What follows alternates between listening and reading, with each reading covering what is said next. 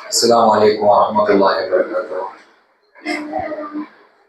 رب اشرح لي صدري ويسر لي أمري واحلل عقدة من لساني يفقهوا قولي. கண்ணியத்திற்குரிய எல்லாம் அல்ல அல்லாஹ்வின் நல்லடியார்களே, அல்லாஹ்வுடைய திருநாமங்களில் ஒரு பெயர் தான் அஸ்-சமீஉ, நன்கு செவியுறுவக்கூடியவன் என்பது அதனுடைய பொருள். எனவே அல்லாஹ் ரப்பல் ஆலமீன் குறிப்பாக இந்த தாராவி மக்களுடைய பிரார்த்தனைகளை நன்கு செவியேற்கக்கூடியவனாக இருப்பான் என்ற ஒரு பிரார்த்தனையோடு இந்த உரையினை ஆரம்பிக்கின்றோம். எல்லாம் அல்ல அல்லாஹ்வின் நல்லடியார்களே, தொடர்ச்சியாக இந்த துனியா வாழ்க்கையை குறித்தும் இந்த வாழ்க்கையில் எப்படி மனிதர்கள் மூழ்கி இருக்கிறார்கள் என்பதை குறித்து நாம் பார்த்து வருகின்றோம்.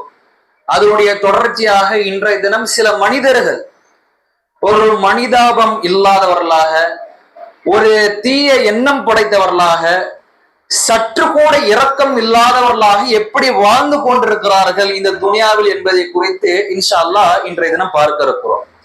எந்த அளவுக்குனா, அல்லாஹ் ரப்பல் ஆலமீன் தன் திருமறை குர்ஆனில் சொல்கின்றான், இன்னல்லதீன யக்ஃபுரூன பி ஆயாத்தில்லாஹ், அல்லாஹ்வுடைய வசனங்களை மறுக்கக்கூடிய காஃபிர்கள் இருக்கிறாங்களே, அவன் எப்பேற்பட்டவன் அப்படின்னா, வயக்துலூன நபிய்யின பிகைரி ஹக், அநியாயமாக அவர்கள் நபிமார்களை கொலை செய்து கொண்டிருந்தார்கள். வயக்துலூன அல்லதீன யஅமுரூன பில் கிஸ்தி மினன் நாஸ், நல்ல மனிதர்களையும் அவர்கள் கொலை செய்யக்கூடியவர்களாக இருப்பார்கள் என்று சொல்கின்றார். ஃபபஷ்ஷிர்ஹும் பிஅஸாபின் அலீம், துன்புறுத்தும் வேதனையை குறித்து இந்த கொலை செய்யக்கூடிய மக்களுக்கு, மனிதர்களுக்கு நற்செய்தி கூறுவீராக அப்படின்ற அல்லாஹ். நம்ம நற்செய்தி எதுக்கெல்லாம் கேள்விப்பட்டிருக்கிறோம்? சொர்க்கத்திற்குள்ள நுழையக்கூடிய செய்தியை கேட்டால் நற்செய்தி கேள்விப்பட்டிருக்கிறோம். ஆனா அல்லாஹ் என்ன சொல்றான் அப்படின்னா, இந்த தீயவர்களுக்கு, குறிப்பாக இந்த கொலை செய்யக்கூடிய இந்த அயோக்கியருக்கு ஈவரக்கம் அற்ற இந்த மனிதருக்கு அல்லாஹ் சொல்றா, நீ ஈவரக்கம் இல்லாம கொல்றல, உனக்கு துன்புறுத்தக்கூடிய வேதனை இருக்குங்கிற நற்செய்தி நீ வாங்கிக்கோ, நாளை மறுமையில் கடுமையாக தண்டிக்கப்படுவாய்ங்கிற ஒரு எச்சரிக்கையை இஸ்லாமிய மார்க்கம் வழிகாட்டுகிறது. இப்பேற்பட்ட ஒரு எச்சரிக்கை இருக்கிறதுனாலதான் மனிதர்கள், குறிப்பாக இஸ்லாமியர்கள், எந்த விதமான இந்த பாவத்தை செய்யக்கூடியவர்களாக நீங்க பார்ப்ப ரொம்ப குறைவு. ஆனா இதை தாண்டி சில மனிதர்கள் எப்படி இருக்கிறாங்க அப்படின்னா, இந்த கொலைவர தாக்குதலோட ஒரு ஈவரக்கம் இல்லாத, இரக்க குணம் இல்லாத மனிதர்களை எத்தனை பேர் நம்ம பாக்குறோமா இல்லையா? ஒண்ணு இல்லைங்க, இந்த சமீபத்துல ரமலானுக்கு முன்னாடி நடந்த ஒரு சம்பவம். தமிழ்நாட்டுல திண்டுக்கல் மாவட்டம் ஒட்டஞ்சத்திரம் அப்படிங்கிற இந்த பகுதி, இந்த பகுதியில என்ன ஆகுது அப்படின்னா, ஒரு மனிதர், அவர் எந்த இனத்தை சேர்ந்த நமக்கு தேவை, சம்பவம் தான் முக்கியம். ஒரு மனிதர் என்ன பண்றாரு அப்படி, ஒரு நபரு தன்னுடைய வீட்டுல சொல்லிட்டு போறாரு, இந்த மாதிரி நான் என்னுடைய வேலைக்கு போய் சம்பளம் கொடுக்குறாங்களாமா, அந்த சம்பளத்தை வாங்கிட்டு நான் வீட்டுக்கு வரேன் என்று சொல்லி சென்ற ஒரு நபர், சரிங்களா? அந்த நபர் ராத்திரியாக சாயங்காலம் போன ஒரு நபர், இரவாகுது, எந்தவித தகவலும் இல்ல, சரி காலையில வந்துருவாப்புல அப்படின்னு பார்த்தா காலையிலும் ஆளை காணோம். உடனே குடும்பத்தார்கள் பதறி போய் என்ன பண்றாங்கன்னா, அருகில் இருக்கக்கூடிய காவல்துறைக்கு அந்த ஒரு தகவலை தெரிவிச்சிட, ஒரு கம்ப்ளைண்ட்டை கொண்டு போயிடுறேன். அந்த காவல்துறையினர் அங்க இருக்கக்கூடிய எல்லா பகுதியிலும் சர்ச் பண்ணி ஒரு தகவல் கிடைக்குது, ஒரு தண்ணீர் இருக்கக்கூடிய ஒரு குளம், அந்த குளத்துல ஒரு டெட் பாடி ஒண்ணு கிடக்குது. அந்த டெட் பாடியை பார்த்தோம் அப்படின்னா, ஒரு கோரமான ஒரு நிலையில அந்த டெட் பாடி கிடக்குது.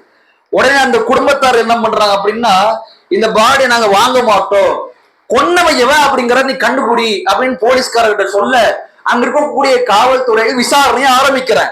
அந்த விசாரணையில இந்த கொலை செய்யப்பட்ட இந்த நபர் இருக்கான் பாத்தீங்களா, இவருடைய ஒரு நண்பர், நெருங்கிய நண்பர், அவரை விசாரிச்சா ஒரு திடுக்கிடக்கூடிய ஒரு தகவலை என்ன பதிவு பண்றான் அப்படின்னா, இந்த கொலை செய்த நபரும் கொலை செய்யப்பட்ட ஒரு நபரும் பார்த்தோம்னா ஒரு கள்ள தொடர்பு இருக்கிறாங்க. இவன் ஆண் பெண்ணெல்லாம் கிடையாது, ரெண்டு பேருமே ஆம்பளைங்க, ஆண்கள். இவர்களுக்கு ஒரு தனி ரிலேஷன்ஷிப், ஓரினை சேர்க்கை என்று சொல்லுவாங்க பாத்தீங்களா, அந்த கேட்டகரியில வரக்கூடிய ஒருத்தங்க. இவங்கள என்ன ஆகுது அப்படின்னா, ஒரு மதுவை அறிந்து கொண்டவர்களாக, ஒரு விதமான ஒரு போதையில் இருக்கக்கூடிய நிலையில ரெண்டு பேருக்கு தகராறு வருது. இந்த தகராறுல என்ன பண்றான் அப்படின்னா, அந்த நண்பர், இங்க கொலை செஞ்ச அந்த நண்பர் என்ன பண்றாரு அப்படின்னா, கோபத்துடைய உச்ச கட்டத்துல போய் ஈவ இறக்கமே இல்லாமல் அந்த நபர் எப்படி கொலை செய்யறா அப்படின்னா, முதல்ல ஒரு பாறையை தூக்கி கொண்டுட்டான். அவன் எந்த அளவுக்கு ஒரு வக்கிரமான ஒரு புத்தி கொண்டவராக, ஒரு இரக்கமற்ற ஒரு மனிதராக இருப்பார் அப்படின்னா முதல்ல ஒரு பெரிய கல்லை தூக்கி சாவடிச்சாச்சு.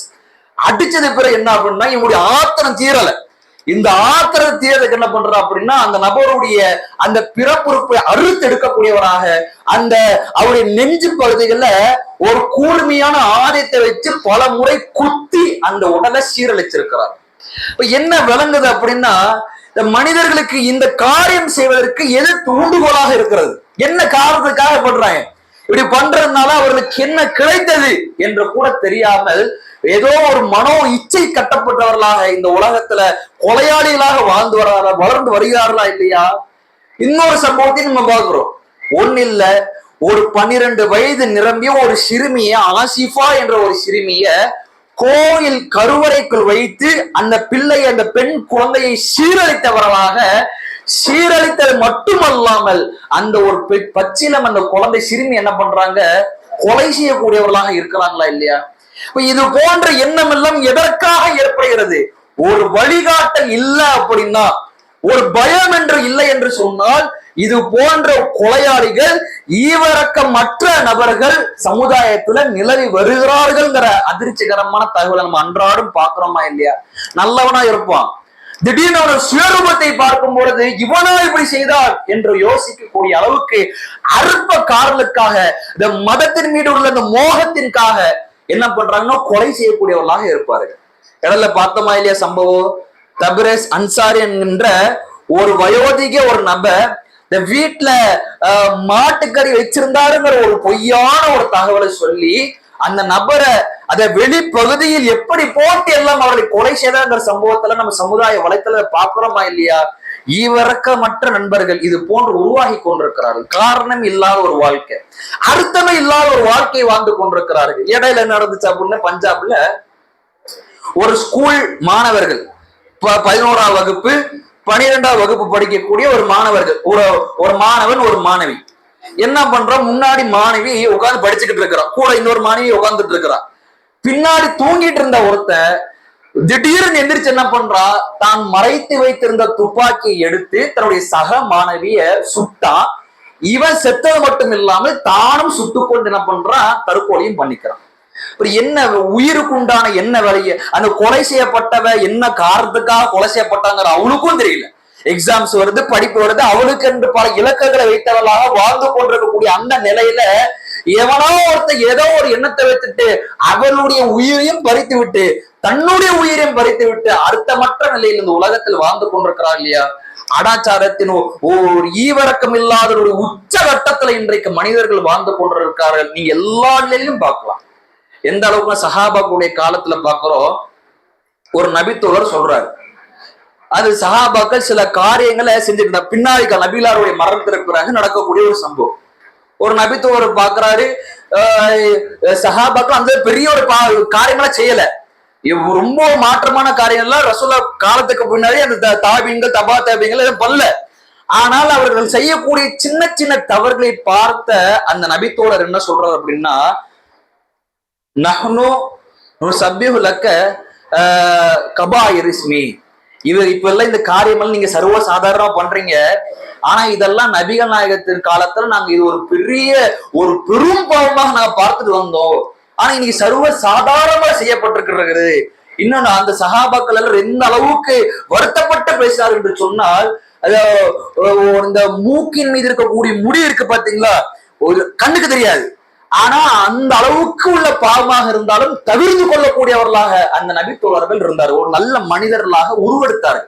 அந்த மனிதர்கள் ஒரு காலத்துல அநியாயக்காரனுடைய உச்சகட்டத்தில் இருந்தவர்கள். அவர்களுக்கு இந்த துனியா வாழ்க்கையுடைய அர்த்தம் என்ன அப்படின்னு கற்றுக் கொடுத்தது இந்த இஸ்லாமிய மார்க்கம் தான். நீ எதற்காக படைக்கப்பட்டா என்று தெரியுமா, என்ன நோக்கத்திற்காக இந்த உலகத்தில் வாழ்றாய் தெரியுமா, உன்னுடைய இலக்கு என்ன என்பதை தெரியுமா என்றெல்லாம் பக்குவப்படுத்தி ஒரு மனிதராக, இரக்கம் உள்ள மனிதர்களாக அந்த சமுதாயத்தை இந்த மார்க்கம் உருவாக்கியது. ஆனா இன்னைக்கு பார்க்கிறோம், இன்றைக்கு எத்தனை பேர் உள்ளத்துல கடுகளவு கூட இரையச்சம் இல்லாதவர்களாக, ஒரு இரக்க குணம் இல்லாதவர்களாக வாழ்ந்து கொண்டிருக்கிறாங்கிறத பார்க்கிறோம். இது போன்ற குணங்களிலிருந்து அல்லாஹ் நம்மையும் காப்பாற்றணும், இது போன்ற நபர்களில் இருந்து அல்லாஹ் ரப்புல் ஆலமீன் நம்மை காப்பாற்றுவனாக என்ற பிரார்த்தனையோடு முடிக்கிறோம். இன்ஷா அல்லாஹ் நாளைய தினம் இந்த பெருமைக்குரிய மனிதர்கள் துனியால எப்படி வாழ்றாங்க என்ற குறித்த ஒரு செய்திகளை இன்ஷா அல்லாஹ் நாளை தினம் பார்க்க இருக்கிறோம். இன்னைக்கு உண்டான கேள்வி,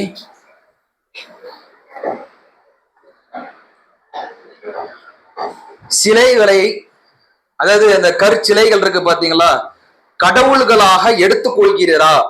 உம்மையும் உமது கூட்டத்தாரையும் பகிரங்க வழிகேட்டிலேயே காண்கிறேன் அப்படின்னு சொல்லி ஒரு நபிமார் ஒரு நபி ஒரு நபரிடத்துல சொல்றாரு. அது எந்த நபரிடத்துல சொல்றாருங்கிற அந்த பதில கண்டுபிடிச்சிட்டு வாங்க. இது 6வது அத்தியாயம் வசனம் 41 இருந்து வசனம் 74 வரைக்கும் இருக்கிறது. இது ஆராய்ந்து படிச்சுட்டு வாங்க.